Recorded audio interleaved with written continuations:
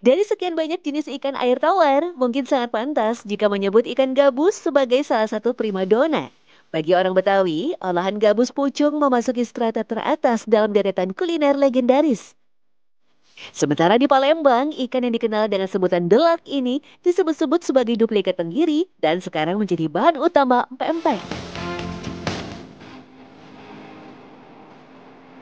Sayangnya, meski menjadi salah satu bahan penting, ikan gabus termasuk hewan yang sedikit rumit untuk dibudidayakan. Selain itu, rasa ikan gabus dari alam juga lebih disukai karena dinilai lebih gurih dan lezat. Sayangnya, semakin rusaknya ekosistem gabus membuat ikan predator air tawar ini kian hari semakin sulit untuk ditemukan. Dan dari tangan para pemburu ikan gabuslah, para pengusaha kuliner masih menggantungkan harapan demi sepiring lauk yang tersaji. Di antaranya Kirno dan Yuda, warga Gunung Malang Kabupaten Bogor ini sejak 1 tahun terakhir menekuni profesi sebagai pemburu ikan gabus liar.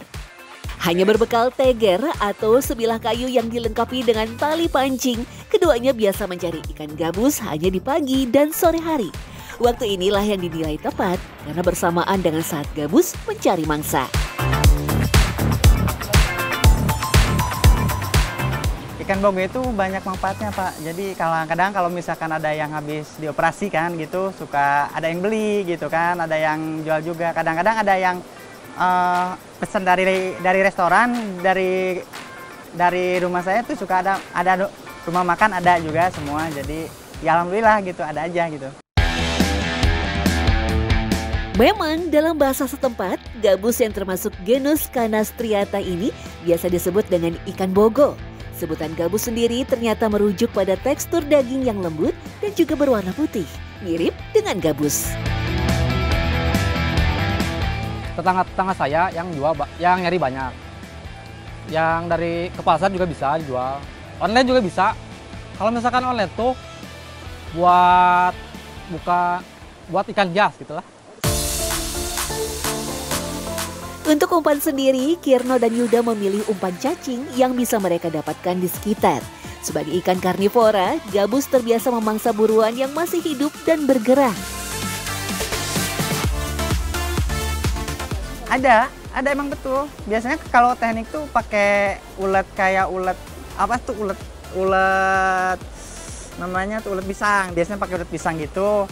Yang lebih ampuh lagi pakai cacing dicampurin gitu, lebih campur ulet cacing, campur ulet gitu lebih gacor malahan dia. Lebih cepat gitu. Termasuk jenis ikan yang pandai berkamuflase dengan kondisi lingkungan, pemburu gabus mengenali ciri-ciri lokasi tempat kawanan ikan gabus berkumpul. Tidak semua sungai dan rawa menjadi spot favorit ikan yang dikenal kaya akan kolagen dan protein ini. Biasanya kalau ikan bogo tuh dari bawah batu, kelihatan dari kalau misalkan udah ada buih dari ikan gabus itu udah pasti ada ikan. Cuman kalau misalkan dari lubang itu agak susah.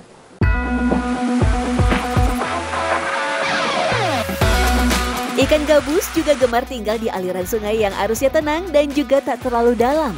Cukup dengan menggoyangkan teger yang telah dilengkapi dengan umpan. Kalau misalkan tekniknya tuh kayak mancing biasa aja, cuman beda spot-spot doang paling. Kalau misalkan yang di daerah yang di air-air gede tuh kebanyakan ikannya wadar. Kalau misalkan ikan bogo tuh yang agak tenang-tenang gitu airnya. Jika air tak terlalu keruh, kedua pemancing ini tak segan untuk menangkap langsung gabus dengan tangan kosong.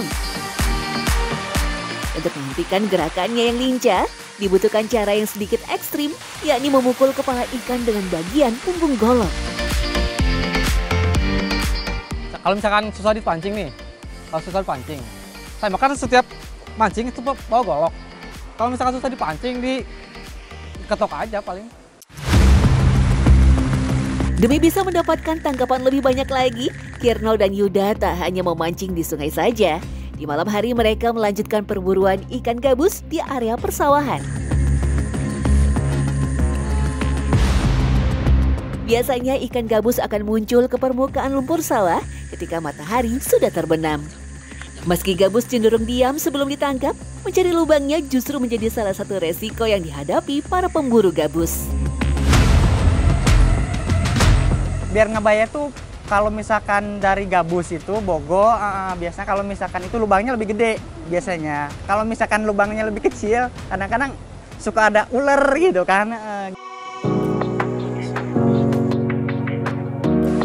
Dalam sehari, dua pria Parubaya ini menghabiskan setidaknya 6 jam untuk kemudian membagi rata hasil tangkapannya.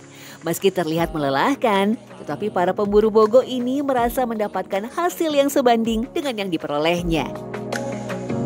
Dengan tangkapan yang bisa mencapai 2-5 kg, mereka bisa mengantongi cuan Rp100-250.000 tergantung ukuran gabus yang didapatkan.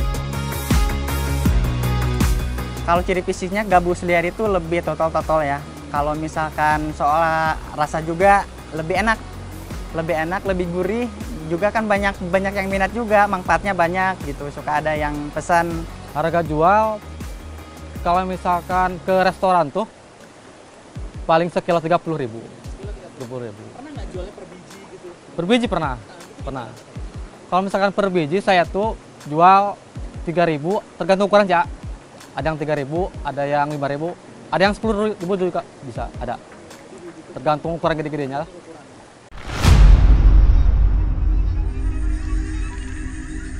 Namun siapa sangka, di balik keuntungan yang diperoleh, para pemburu ikan gabus tak hanya harus waspada terhadap bahaya kasat mata saja. Mereka juga harus menghadapi bermacam teror dan serangan goib dari kawanan makhluk astral.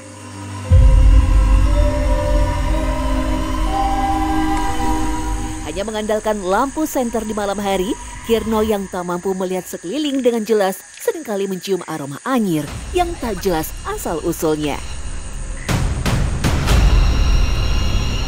Pernah dulu waktu malam-malam nyari ikan tuh ada kayak bau amis. Dari bau amis itu kan dikirain tuh ikan yang mati. Taunya apa gitu, pas dilihat tuh kayak ada yang bau amis aja gitu. Apa wujudnya yang dilihat pada waktu itu? Kalau lihat wujud sih enggak, cuman kalau kata dari cerita orang-orang gitu ada yang sosok besar tinggi. Jadi setiap kali ada yang mancing dia selalu hadir.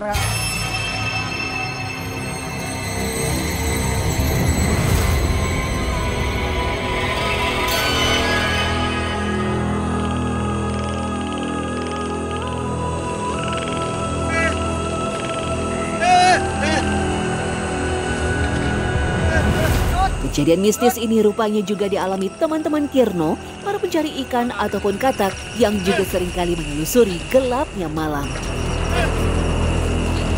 Dulu teman saya tuh waktu cari kodok ya, cuman kan dia kan biasanya suka ada yang di situ. Dia sampai kecebur gitu Pak, sampai ikan-ikannya juga semua sama kodok-kodoknya jatuh semua gitu. Gara-garanya dia kaget Pak, katanya ada sesosok bayangan hitam gitu. Sosok bayangan hitam, jadi bayangan hitam itu lebih gede gitu, tinggi ke atas gitu. Setali 3 uang, Yuda pun juga mengamini pengalaman mistis Kirno. Pria Parubaya ini seringkali merasa dibuntuti, bahkan sampai dilempari tanah oleh sosok misterius.